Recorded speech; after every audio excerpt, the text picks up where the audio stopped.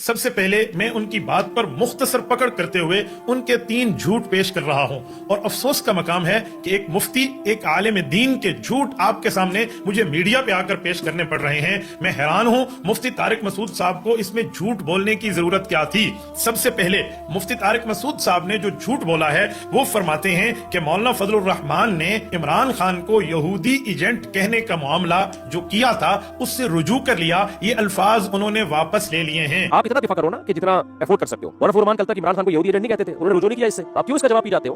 مولانا مفتی طارق مسعود صاحب، میرا آپ کو چیلنج ہے، آپ ہمت فرمائیں، جرت فرمائیں، طاقت دکھائیں، پاور دکھائیں، سکت دکھائیں، اور مولانا فضل الرحمان کا اس موقف سے رجوع دکھائیں کہ مولانا فضل الرحمان نے اس الزام کو واپس لے لیا ہو۔ حضرت مولانا فضل الرحمان سیاست دان ہیں، انہوں نے میدان سیاست میں ان کے اوپر یہ الزام اس بنیاد پہ عائد کیا تھا۔ حضرت مولانا فضل الرحمان کے سامنے مکمل ترتیب موجود تھی۔ حضرت مولانا فضل الرحمان آج تک اس موقف پہ قائم ہیں، آپ دکھا دیں جس میں وہ کہہ رہے ہوں کہ میں اس سے رجوع کر رہا ہوں۔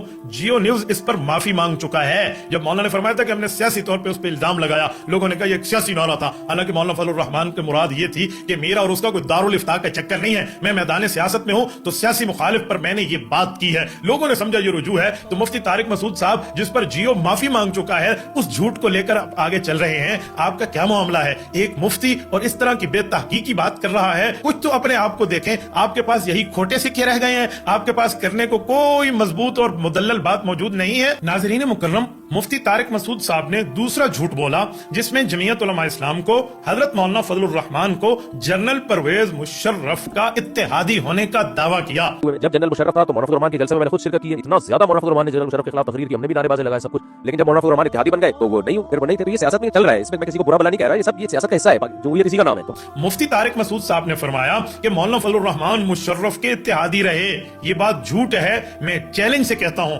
مفتی طارق مسعود صاحب، آپ ہمت فرمائیں، آپ جرت فرمائیں، آپ اپنی سکت، اپنی اسٹرینتھ دکھائیں اور اس جھوٹ کو دلیل کی دنیا میں ثابت کر دیں کہ مولانا فضل الرحمان جنرل پرویز مشرف کے اتحادی رہے ہیں، حالانکہ یہ بات آپ کبھی ثابت نہیں کر سکتے۔ آپ